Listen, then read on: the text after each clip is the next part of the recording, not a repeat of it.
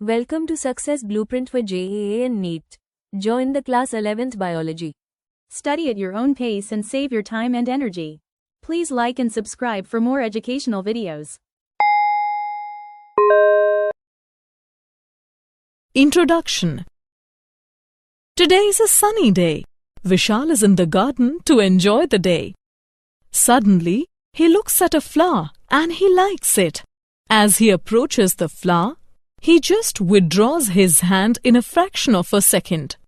What happened to him? Let's see more closely.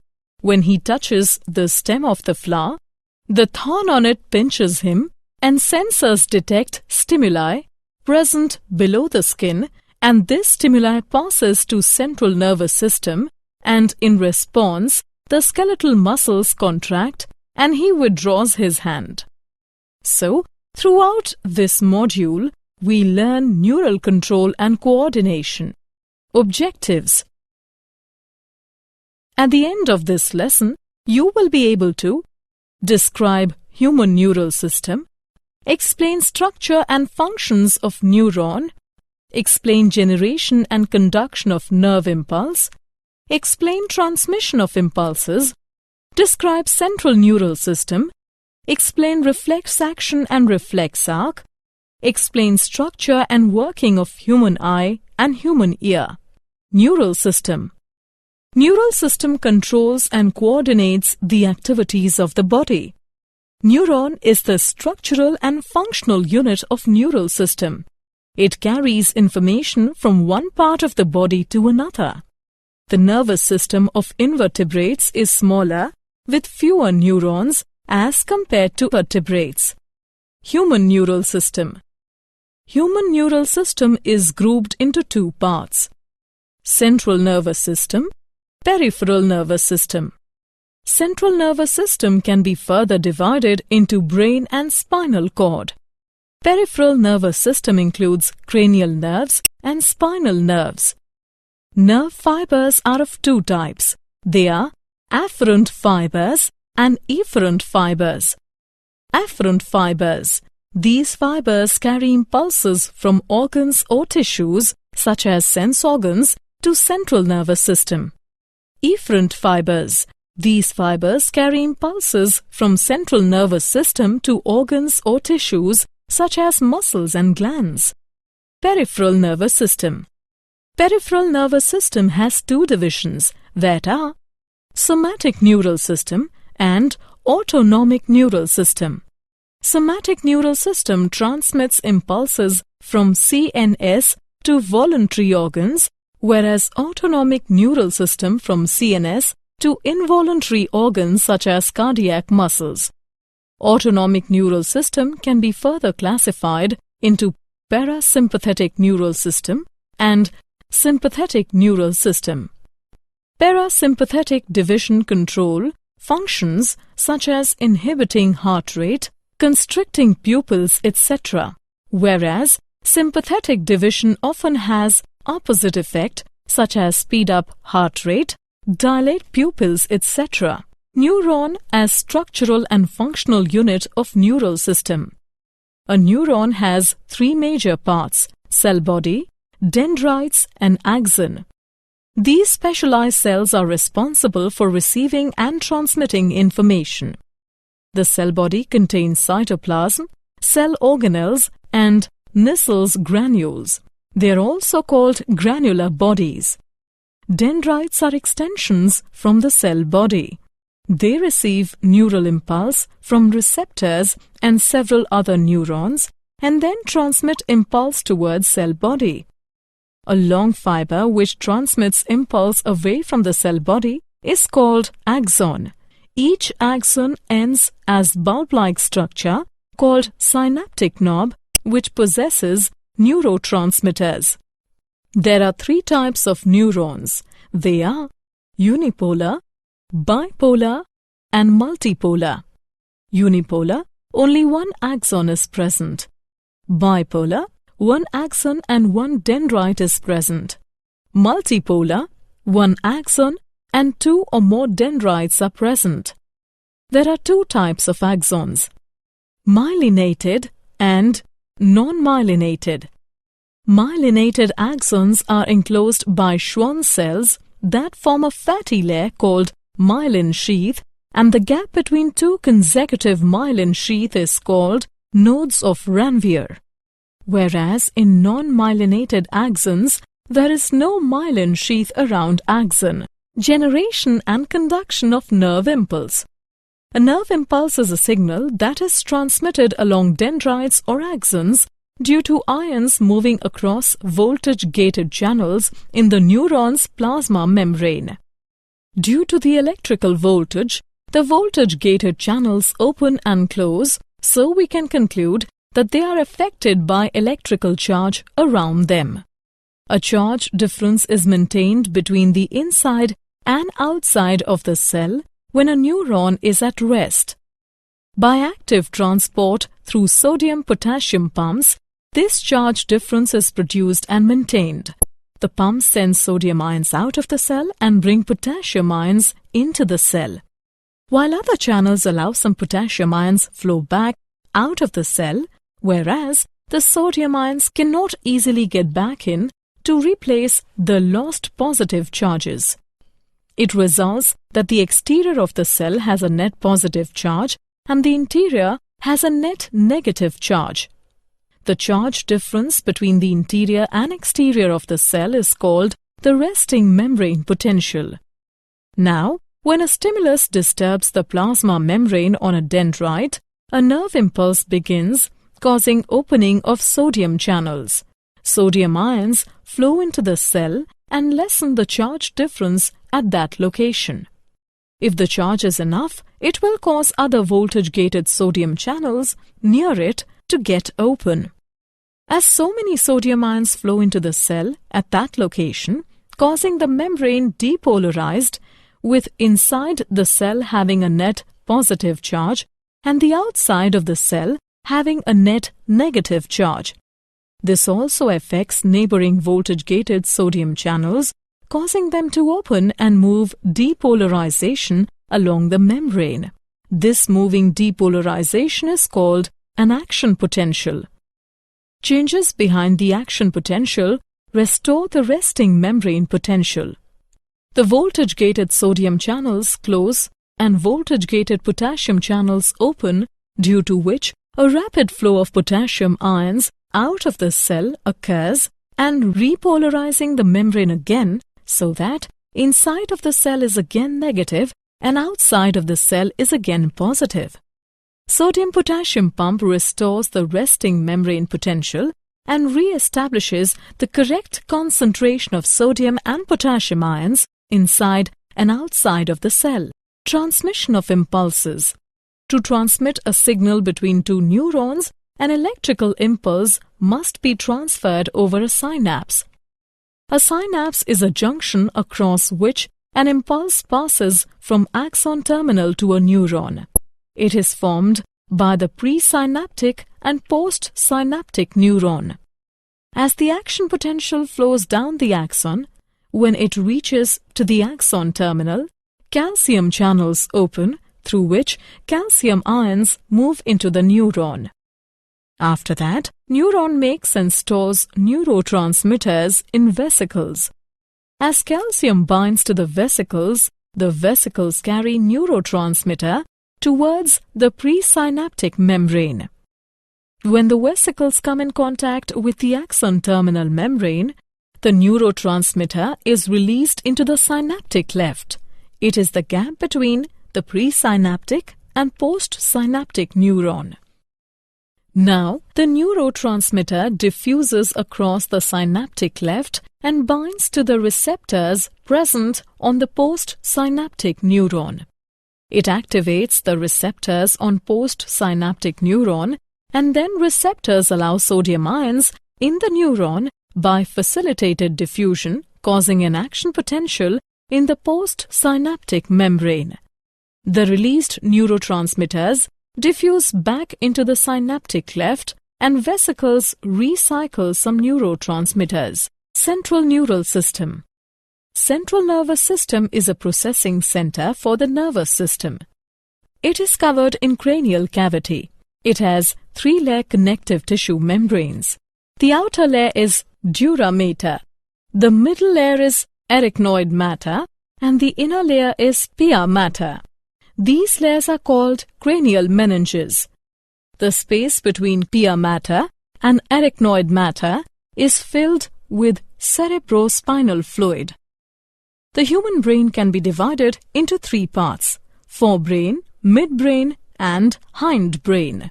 Forebrain. The forebrain is the most anterior and prominent part of the human brain. It consists of cerebrum, thalamus, and hypothalamus. The cerebral cortex forms the thin outer layer of the forebrain called cerebrum. Cerebrum consists of 2 large masses called cerebral hemispheres, one on the left and one on the right side. The cerebral cortex covers the cerebrum. A thick bundle of nerve fibers called corpus callosum connects cerebral hemispheres. Cerebral cortex accounts for more than 80% of the brain's total mass. It is responsible for thinking, language use, creative center, etc. It also controls voluntary movement, processes sensory information. The thalamus is a large mass of grey matter buried under the cerebral cortex.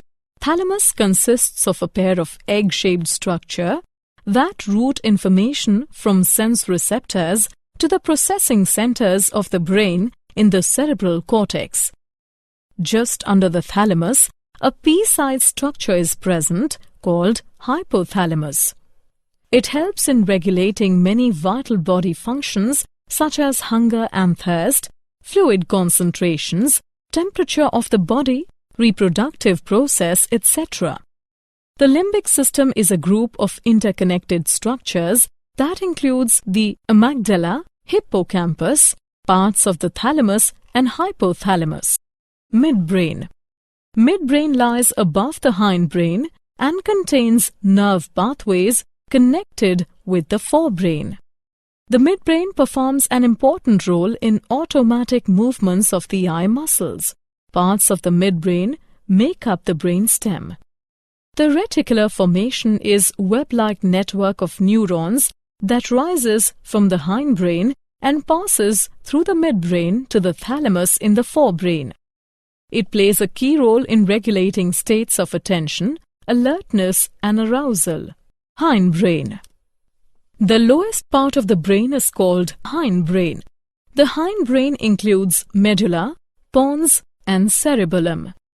The medulla and pons contain sensory neurons that transmit information from the spinal cord to the forebrain. Medulla regulates the basic life functions such as heartbeat and respiration. Pons regulate the state of wakefulness and sleep. Brainstem connects the spinal cord to higher regions of the brain. Reflex action and reflex arc. A reflex action is an immediate response to a stimulus by the nervous system. In humans, the withdrawal of hand from a hot object is an example of reflex action. Another example is the straightening of leg when tendon just below the knee is stabbed. Let's examine the reflex arc in more detail. First, specialized sensory fibers of the skin detect the painful stimulus and pass this information to nerve cells in the spinal cord. The information is carried by single sensory neuron without any intervening synaptic connections. The sensory fibers enter in the spinal cord and synapse upon interneurons within the spinal cord. These interneurons in turn synapse upon the motor neurons through which skeletal muscles are controlled. In this case, the flexor muscles in front of the arm are instructed to contract while the extensor muscles in the back of the arm relax. By the excitation of motor neurons and inhibiting others, the interneurons control muscle pair to generate movement. Assessment. Before proceeding further, let us know how much you have learned. Drag and drop the correct option. Sensory reception and processing. Eye.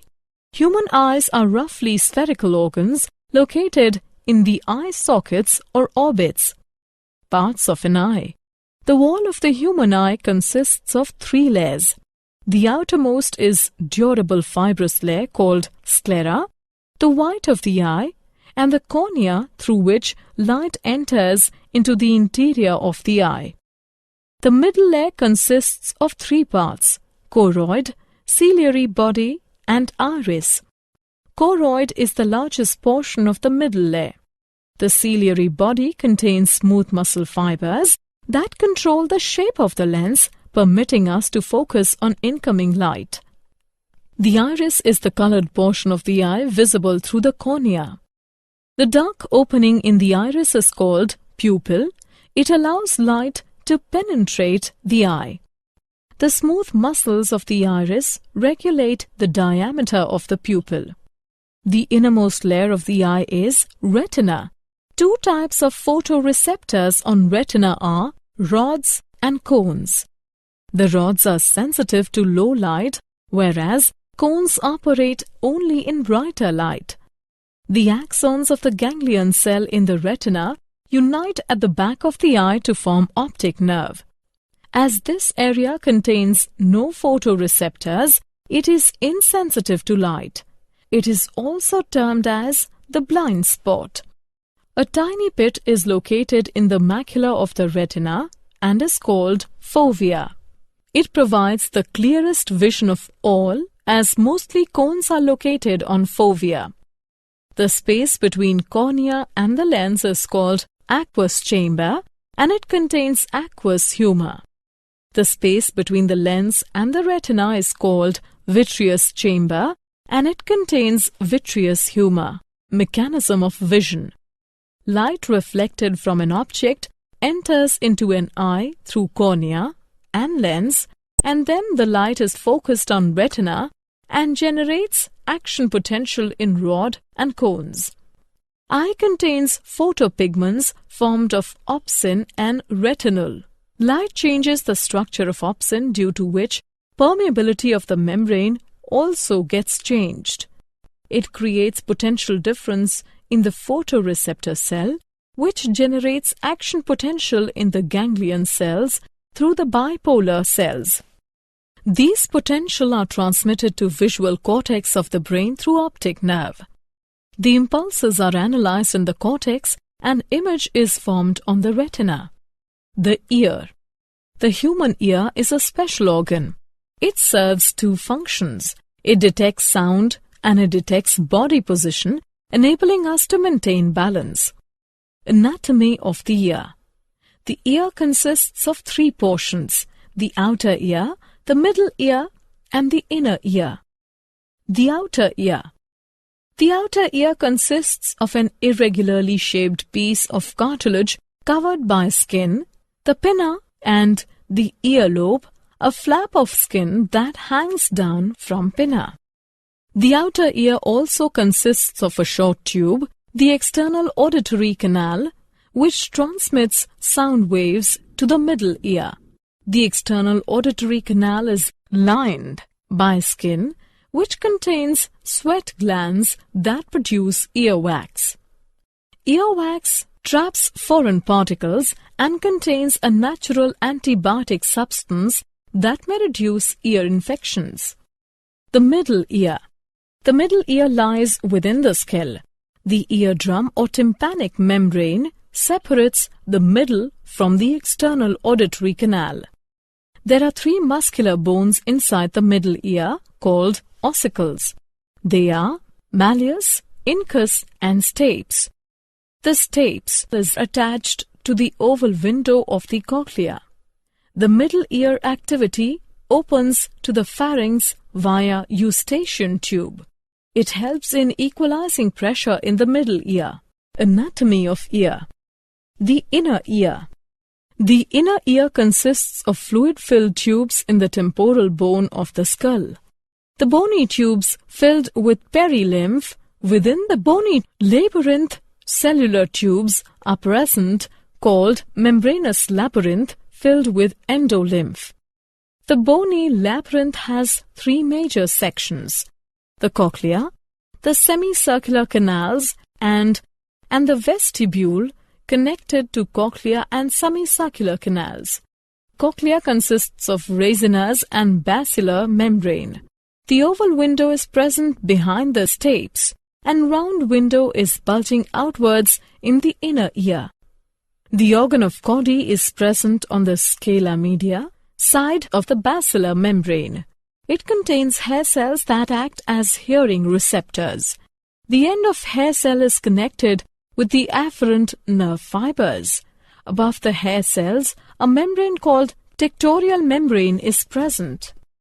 The vestibular apparatus consists of semicircular canals and otolith organ. Semicircular canals are three ring-like structures set at right angles to one another, and a bulb-like portion at the base of the canals called ampulla, which contains projections called crista ampullaris, whereas there are two otolith organs, utricle and saccule, which contain projections called macula. Mechanism of hearing. The sound waves enter through the outer ear and approach eardrum. In response to the sound waves, the eardrum vibrates, and these vibrations are transmitted to the ear ossicles. It includes malleus, incus, and stapes, and then to the oval window. Through the oval window, vibrations are passed to the fluid in the cochlea, due to which waves are generated in the limb. The generated waves produce ripples in the basilar membrane. The movement in the basilar membrane causes the hair cell to bend against tectorial membrane, due to which nerve impulses are generated, and then they are transmitted to the auditory cortex of the brain via auditory nerves. In the brain, impulses are analyzed and then the sound is recognized. Did you know? The malleus, incus and stapes are the smallest bones in the human body and are full size at birth. Temporal bone is the densest bone of the body.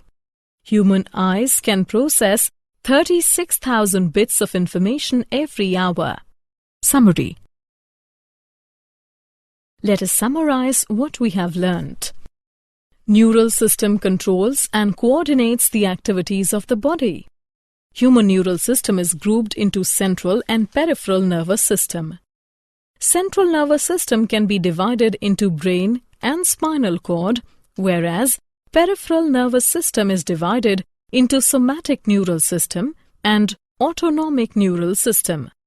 The major parts of neurons are cell body, dendrites and axon. A nerve impulse is a signal that is transmitted along dendrites or axons of a neuron. For transmission of signals between two neurons, an electrical impulse must be transferred over a synapse. The human brain can be divided into forebrain, midbrain and hindbrain. The forebrain is the most anterior part of the brain. It consists of cerebrum, thalamus and hypothalamus. The hindbrain includes medulla, pons and cerebellum. A reflex action is an immediate response to a stimulus by the nervous system. Human eye and human ear are the sensory organs. Friends, welcome to Kwiiz Success. Are you tired of memorizing without really understanding concepts for exams? Our innovative learning techniques help students grasp concepts easily and effectively. Our Success Blueprint course for class 11 and 12 gives you a real exam-like experience, helping you build confidence and score higher in IITG and NEET. Here, you'll find the perfect combination of 3D animated videos, AI-powered test series, and ebooks enriched with MCQs and mind maps. All our courses are designed by IIT and IIM alumni to ensure top-quality learning. For online courses and ebooks, visit www.success.org.in. Download the Success Kwiiz mobile app for free. For advanced test series and free mock exams, visit www.kwiiz.success.org.in. Download the Kwiiz Success mobile app and get a real improvement in your scores. Success is now in your hands. Thousands of students have already benefited from Kwiiz Success. Now it's your turn. Study from home, learn at your own pace, and prepare at your convenience. Don't forget to subscribe to our YouTube channel, Kwiiz Success, and share it with your friends. Thank you, and all the best for your success.